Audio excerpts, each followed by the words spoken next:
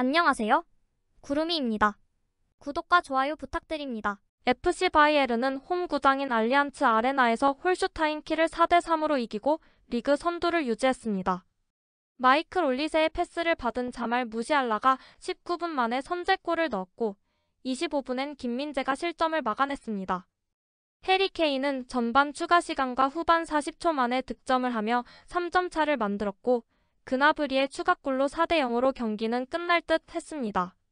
하지만 김민재의 패스가 끊기며 한 골을 내주었고 후반 추가 시간에 두 골을 더 내주고 말았습니다. 바이에른은 경기에서는 이겼지만 비판에 직면하게 되었습니다. 바이에른은 너무 일찍 그리고 너무 쉽게 포기했습니다. 강등권 팀에게 3골을 허용하는 것은 용납할 수 없는 일이며 그중 2골은 경기 종료 3분 안에 나온 골입니다. 앞서 놓친 기회를 고려해 킬이 기회를 모두 잡았다면 패배는 거의 확실합니다. 바이에른은 4대0으로 앞서다가 4대3으로 간신히 승리할 수는 없기 때문에 이러한 정신력과 게임 컨트롤 문제를 해결해야 합니다. 소파스코어에 따르면 김민재는 터치 97회 클리어링 2, 슈팅 차단 1, 태클 1, 라인 클리어링 1, 지상 경합 1, 공중 경합 8회 중 3회 성공, 슛 블록 1, 키 패스 1, 롱 패스 2, 패스 정확도는 93%로 92개 중 86개를 연결했습니다. 언론 평가에서는 우파메카노와 김민재에게 후반에 흔들린 수비력을 지적했습니다. 처음에는 킬의 뻔뻔스러운 접근 방식에 여러 번 놀랐습니다. 때때로 모든 것을 통제했지만 마지막 몇 분 동안 완전히 꺼졌습니다. 킬의 후반 두 골을 내주기 전까지 믿을 수 없을 정도로 부진했습니다.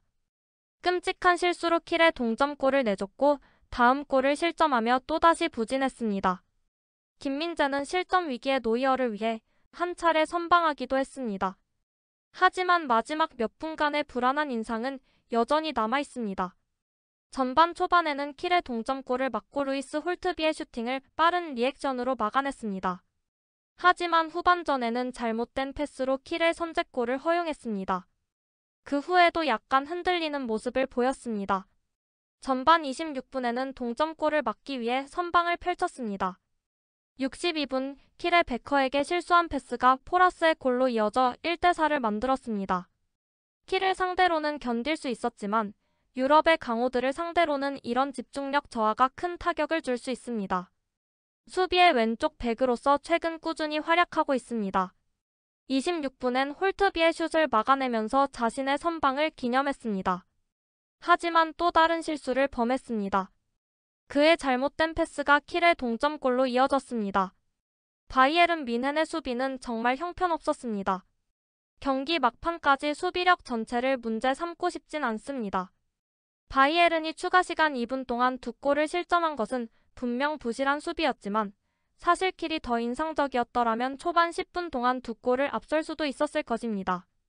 바이에른의 수비는 엉망진창과는 거리가 멉니다.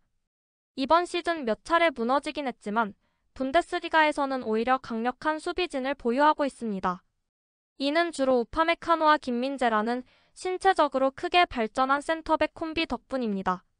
하지만 킬을 상대로 이 수비 듀오의 활약은 최고 수준과는 거리가 멀었습니다. 지난 챔피언스 리그 페에노르트와의 경기에서 아이러니하게도 또 한 번 수비 참사를 겪은 우파메카노와 김민재는 다시 리듬을 찾기 위해 함께 뛰는 시간이 더 필요할 것으로 보입니다. 자말 무시알라는 오늘 경기 결과에 대한 아쉬움을 토로했고 콤파니는 개선해야 할 부분을 인정하며 다음 경기를 준비하겠다고 합니다. 우리 중 누구도 여기서 4대3으로 이긴 것에 만족하지 않습니다. 우리는 90분 동안 골을 허용하지 않는 정신력을 가져야 합니다. 우리는 셀틱, 레버쿠젠, 슈투트가르트, 프랑크푸르트 등 힘든 경기가 많습니다. 우리는 준비가 되어 있어야 하고 선수단 전체가 필요합니다. 해야 할 일이 많습니다. 우리는 좋은 한 달을 보냈지만 페에노르트는 예외입니다. 우리는 계속 나아가야 합니다. 제가 뭔가를 제대로 하고 있다는 뜻이에요. 스트라이커라면 항상 골을 넣는 게 기대되죠. 저는 제 경력 내내 그렇게 해왔지만 팀원들이 없었다면 그렇게 할 수 없었을 겁니다. 앞으로 더 많이 골이 나오기를 바랍니다. 우리는 긴 시간 동안 잘했지만 결국에는 경기를 약간 망쳤습니다. 짜증납니다. 우리는 너무 많은 잘못된 결정을 내렸습니다. 끝까지 우리의 계획을 고수하는 것이 중요합니다. 하지만 전반적으로 우리는 3점을 얻었고 가장 중요한 것입니다. 마지막에 약간 이상한 경기였습니다. 우리는 실제로 클린시트를 유지하고 싶었지만 마지막 단계에서 상황이 약간 미쳐버렸습니다. 그러나 오늘 가장 중요한 것은 승리하고 3점을 홈에서 지키는 것이었고 우리는 그것을 해냈습니다. 80분까지는 꽤 완벽한 경기였습니다. 하지만 우리는 또한 모든 순간을 위해 싸우는 팀과 경기를 했습니다. 저는 우리가 후반전을 정말 잘 시작했다고 생각했지만 경기를 어떻게 끝냈는지에 관해서는 선수들과 검토해야 할 것입니다. 지난 몇 주 동안 정말 좋은 순간이 있었지만 개선해야 할 순간도 있었습니다. 그게 우리의 일입니다. 이제 마침내 훈련할 수 있는 일주일이 생겼습니다. 우리는 일을 할 수 있는 좋은 위치에 있습니다. 케인은 골을 넣는 면에서 놀라운 자질을 가지고 있습니다. 저는 종종 해리가 골을 넣지 못했을 때 무슨 문제가 있었는지 물었습니다.